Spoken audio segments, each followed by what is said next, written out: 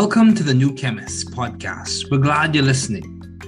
Feel free to download this podcast on Spotify and Google Podcasts and other platforms. Here on the new Chemist, we discuss chemistry, which simply put is the science of change, as well as the other sciences, careers, community, research, and COVID-19. We're happy you're tuning in. My guest today is Vincent Miranda. Thanks for joining me today. It is so good to hear from you. Just briefly, I'll inform my audience about you. A good friend and a good colleague of mine, an intelligent young person, Vincent Miranda graduated valedictorian in 2017 from Northwood High School in Napanee, Indiana. Vincent Miranda graduated in the spring of 2021 from Taylor University, and he earned a Bachelor of Science degree in biochemistry. He is currently enrolled in Indiana University School of Medicine, and I'm sure he will do well, and I wish him all the best. Please welcome Vincent Miranda.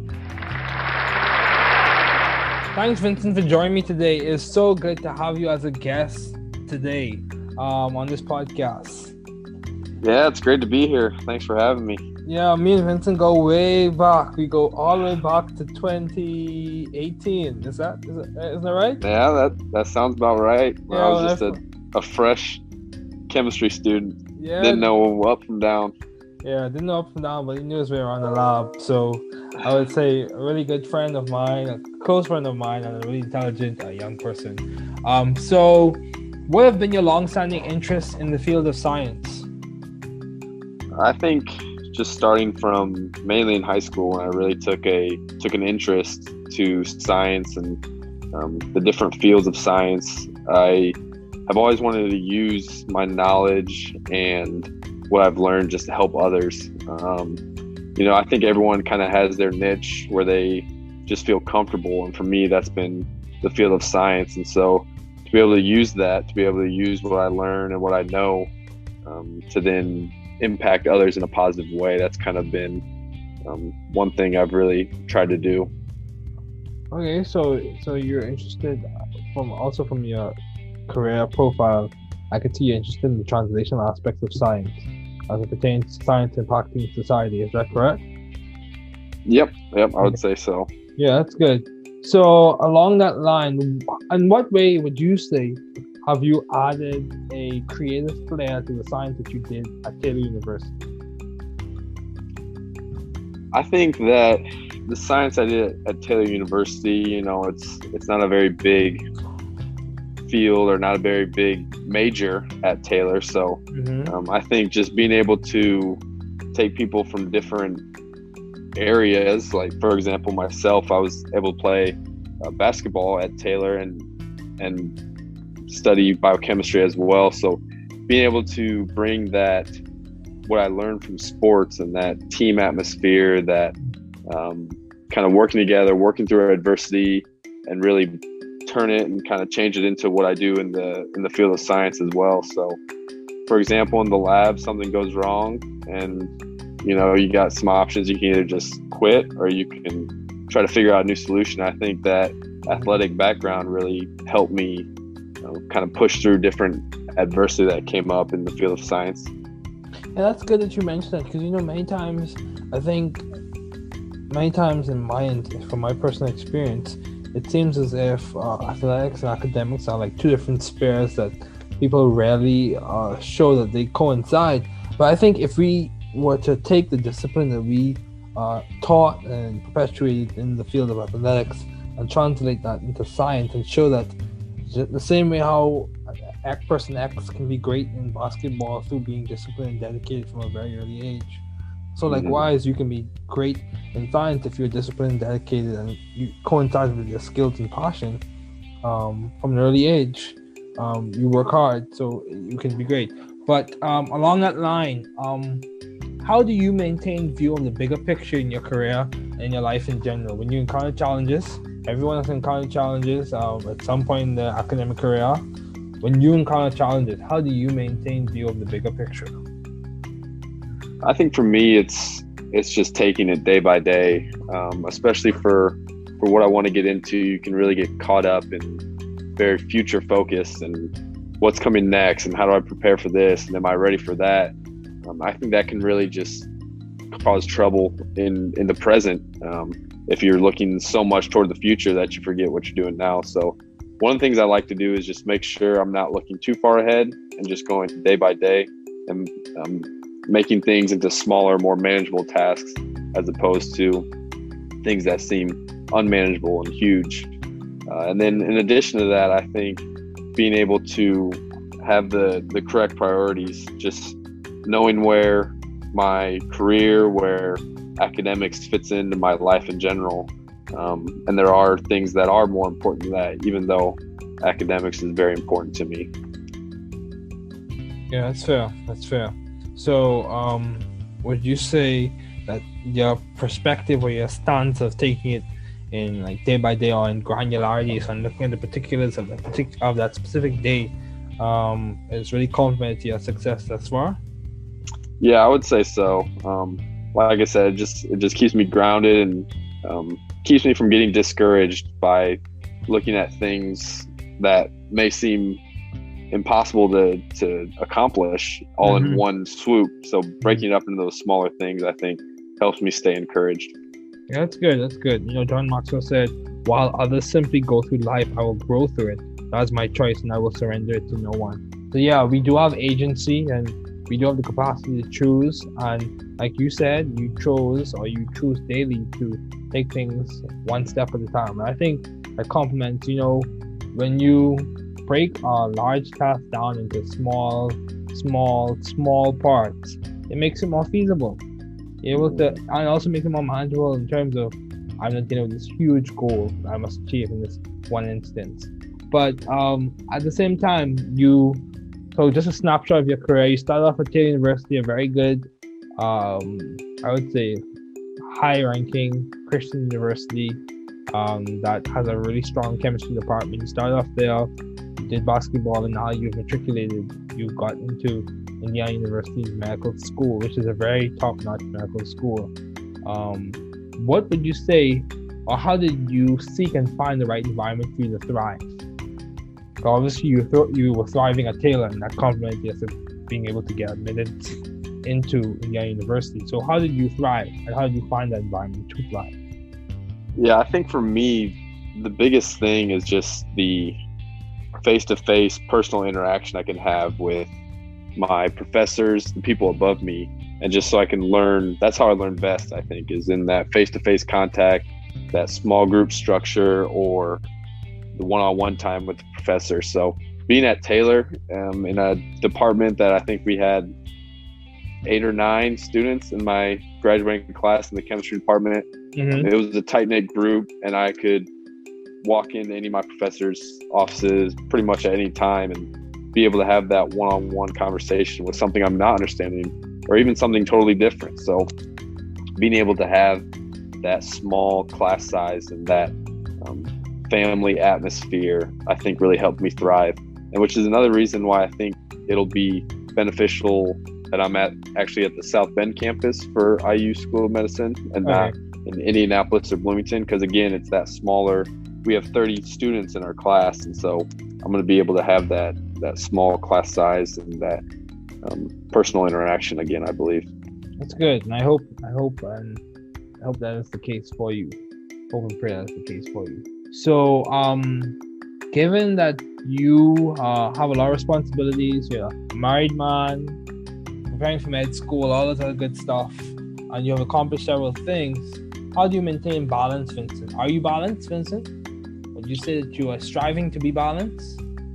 I think so. I'm definitely striving to be balanced, and on a day-to-day basis, sometimes you might get a little off balance, but I don't think that's anything too abnormal.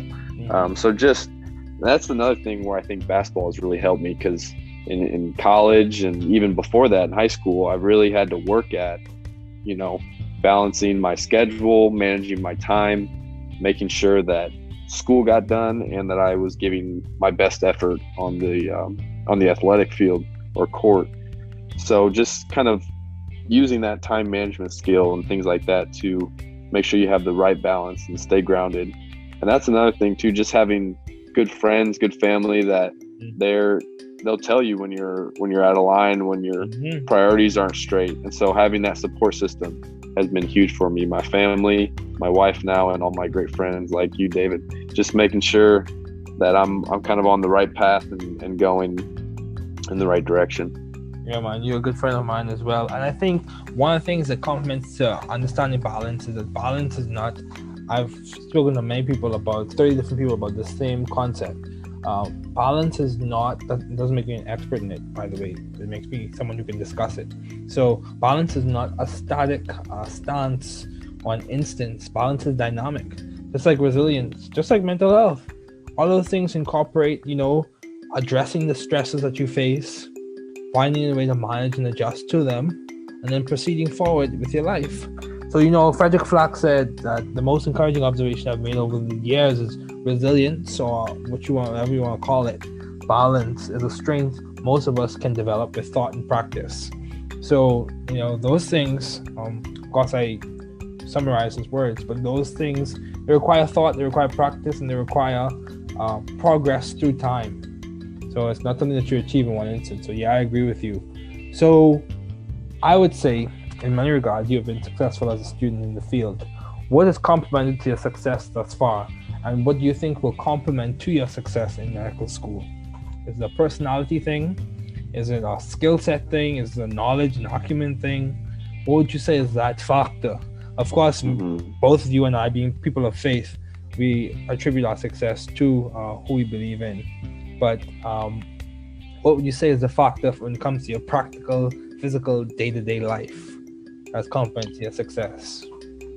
Yeah, I think the personality I've been able to develop just from my life experiences, being the youngest of 3 boys, and then being in athletics all growing up, and then just the support system I have from my family.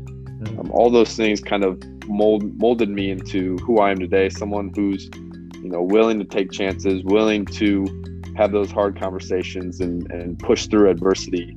And then just being able to, I think one thing that'll help me going forward, there's a lot of people maybe that are in the sense of book smart, much smarter than I am. But I feel like with the experience I've had, the jobs I've been able to work, the shadowing opportunities I've had, I've been able to kind of witness and see what it takes to be successful in the field of medicine. And so all those different things I think have set me up pretty well for going forward in this field. So another things that I've heard people mention as I've interviewed them is the use of Anki, the use of Sketchy, the use of Picmonic. All those are platforms and software that allow for reinforcing your learning in medical school. So how have you maintained vision and teamwork in your environment while at Taylor, and even in your personal life? How do you maintain vision and teamwork? I think kind of sometimes you have to really stop and swallow your pride, because being a good student, and sometimes things do go your way, and at those moments you can't get too proud and think that you can do this all on your own, and I don't need God, I don't need any other people around me, I'm doing this all on my own. And whenever you start to teeter to that thought process, I think it's when, like I said before, you have a good support system that says, wait a second, you didn't get here all on your own, you have a good support system with you, and you don't want to ruin that, and just making sure that you're not too proud to ask for help sometimes. I agree. Like I heard, I was interviewing an administrator at Georgia Tech, and he made the comment, his concern is not about being right, he just wants to make sure that he gets it right. He wants to make sure he's in the right position, he's achieved the right goal, he has achieved the thing that's needful at the time. So why did you choose biochemistry? Be more specific. Why did you choose biochemistry as a field to major in, Vincent? What complemented that decision for undergrad? I think for me, so it kind of starts back to when I was in high school. Okay. Really, I had a great chemistry teacher and really enjoyed learning about the sciences. And then after that, I was able to shadow, or I had an internship at a hospital my senior year of high school. and kind of got to see the different parts of medicine. So I was thinking, what can I do? Where can I go to integrate this chemistry, these sciences that I love so much, as well as the field of medicine that I love so much? And so then that's kind of when I settled on biochemistry as opposed to a biology major, which a lot of pre-med students are, or just a chemistry straight up. So I really thought that by doing biochemistry, I could integrate those things that I loved respectively and kind of go from there. Okay, that's good. So why medicine? I'm sure you got this question before, so I'd like to hear. Why medicine, Vincent? Why medicine? I think one of the big things that kind of led me into medicine was just some experiences I had when I was younger. I was able to see my grandfather kind of go through the digression of dementia when I was probably 8 or 9. And so that was kind of one of the first things that really interested me in medicine. Obviously, at the time, I was mourning, and it wasn't easy for my family to watch that happen. But looking back on it, I think that's one thing that maybe even subconsciously really triggered me to have an inkling towards the field of medicine. And then, like I said, I knew I had a kind of an idea that I wanted to go into medicine. I thought maybe in high school, maybe I'd go work in a lab, something to do with chemistry.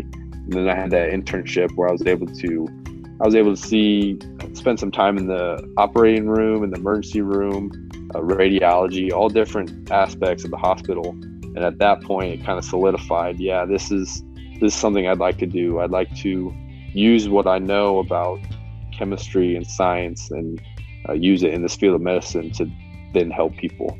Yeah, I agree. So what specialty are you leaning towards? If you were able to pick one today, you had finished medical school and you developed the acumen with a skilled medical student that you will be, hopefully and prayerfully. What specialty would you choose today? I'm just curious. Yeah, I think if I had to choose something today, I'm really open into whatever when I go through my rotations sparks my interest. But if I had to pick something now, I think I would pick neurology. Okay. Just on the fact that I really am infatuated with the brain and how complex it is and everything that's going on there. I actually started out at Taylor with a psych minor, but then dropped that because I wasn't able to. It was just going to be a workload I wasn't willing to commit to adding that minor. So then I was able to take some psychology classes, and again, it just blew my mind, just the complexity of the human brain and how there's so many things that we don't know about it, and so many diseases that right now don't have any cures or anything like that. And I think it's a field that there's a high supply or high demand, and I'm hoping I can help with my future colleagues to meet that demand. That's fair. It's good that it worked out, eh? Yeah. work together for good. Roman 28. Yep. But do you have any advice to those wanting to pursue the field that you're currently studying in? That you're about to embark in, and the field that you studied in. Yeah, I would say just get as much real world experience as possible to really know, because you don't know. You may have an idea, you think, oh yeah, I'll like this sounds interesting, but until you really kind of get your hands dirty and have that experience. For me, it was like I interned at the hospital, and then a couple years later I worked as a nursing assistant at that same hospital. And so that aspect of it, you're able to see the almost the bottom of the totem pole in the medical field on your way to hopefully one day the top of the totem pole as a doctor.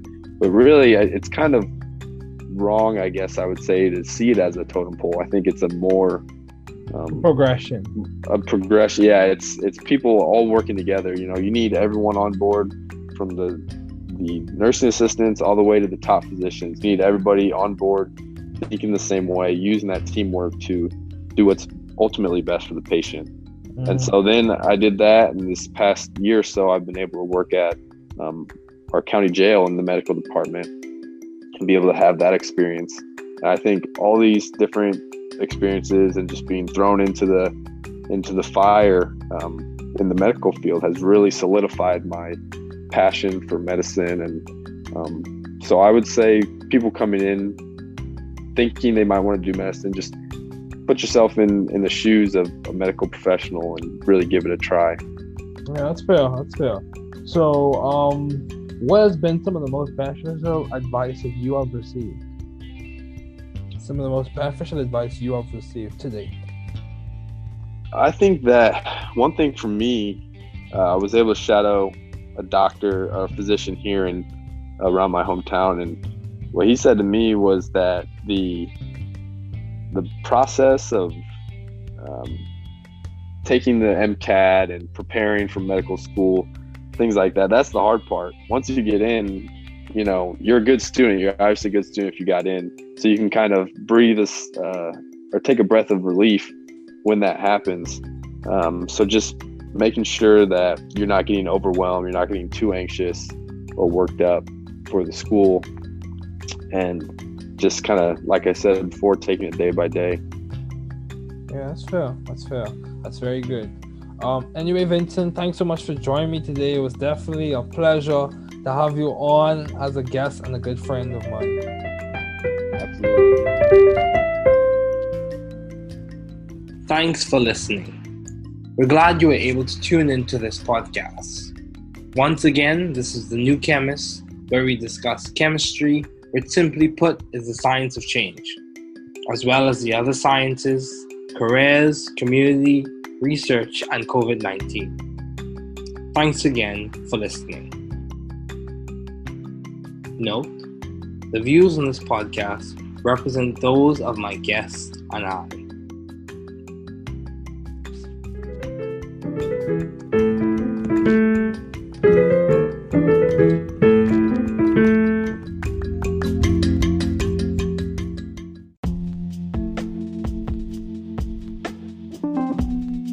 Welcome to Chemistry as a Dialogue. This will be the first installment of a series of conversations in which we explain key ideas in chemistry as a dialogue between two friends. Hey everyone, my name is Jason. Time and chance happened to us all. After working as an undergraduate and receiving a fellowship for graduate school, this is timely and an example of paying it forward for others to benefit. Remember the concepts. Use the accessible organic chemistry guidebook on Apple Books and Barnes & Noble, and use different methods for healthy positive reinforcement. It is true that repetition and practice helps reinforce the concepts. You can do it with the capability and a hopeful, realistic outlook. Hey everyone, my name is Lebron, and this conversation is dedicated to the tens of people who have helped and inspired me, specifically my parents, my brother, my sister, and those teachers in university and high school who helped make science accessible to me. Organic chemistry is a subject that requires effort, focus, and skill. These foundations have been selected after guided review and observation as to what concepts facilitate and support a good understanding as a student progresses through this discipline in chemistry. These foundations from the moiety to the metallics highlight with conceptual focus key ideas, points, and memory aids to support your success in organic chemistry. Learning organic chemistry is similar to building a house. It takes time, skill, and persistent efforts. Let's begin. Let's begin this conversation. What are our goals and what learning habits do we need to develop to learn this material well? Well, some things to want to know are 1. The key words. 2. The key ideas and relevance of structures which we call Lewis dot structures. 3. As well as understand some simplified quantum mechanical concepts. Jason. So what are organic molecules? Well, dude, organic molecules can be understood as multiple atoms associated together, made primarily from carbon. In short, organic molecules are carbon-based molecules. Yo dude, we can draw them in many ways, and if we keep the same molecular formula, then those multiple versions are what we call isomers. These molecules may or may not have the same molecular formula. In cases where the molecular formula is the same but the structure is not the same, we have what is called structural isomers. The constitution or connectivity is not the same, we have what is called constitutional isomers. And if the arrangement in 3D space is not the same, we have what is called stereoisomers. I have heard of stereoisomers, especially when my friends talk about medicines. Something about some R and S anyways. Are there subclasses of stereoisomers? Yeah, there are optical isomers, which are molecules that rotate light differently, and their mirror images are what we call non-superposable, which is a fancy way of saying when they are placed on top of each other like a pair of someone's hands, they don't match up perfectly. And bro, as you were talking about, enantiomers are normally designated by R or S, which stands for rectus or sinister. Wow, this is cool. So are there other types of stereoisomers? Lebron. Yeah, also there are geometric isomers, which are molecules that have non-identical mirror images. Yeah, dude, it's like you looked in a mirror, but saw something that not the same as yourself. Added to that, in chemistry, we have double bonds, and the way the atoms are arranged around the double bond. It is different for each isomers. We again in our fancy organic chemistry language call that either cis or trans. Hold on, wait, can organic molecules can be linear? Lebron, let me get my model kit, since it helps with this. If you have used your kit or gumdrops and toothpicks to build carbon dioxide, one flavor for carbon and one flavor for oxygen.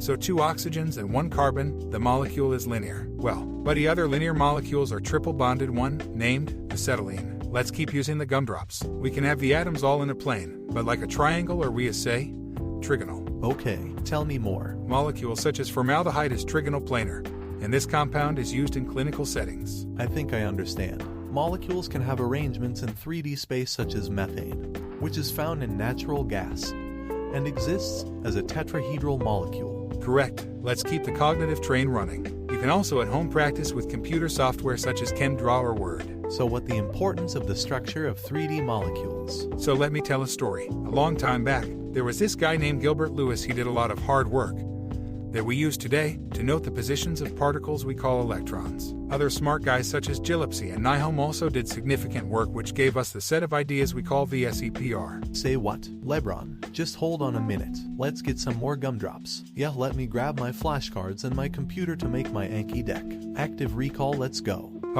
Good job. As I was saying, the structure of 3D molecules can be seen using good Lewis dot structures. And we call the combo of Lewis and other scientist ideas VSEPR, which helps us predict or have an idea before experiments what the likely structure of the molecule can be. However, watch out, these ideas are not perfect. We talk later about this, but some bond angles are slightly different than expected, and we have to adjust our ideas with some quantum theory. Okay, cool. Let me recap before we move on. 1. Some keyword are molecules, which is basically a fancy way of saying substances made of multiple atoms.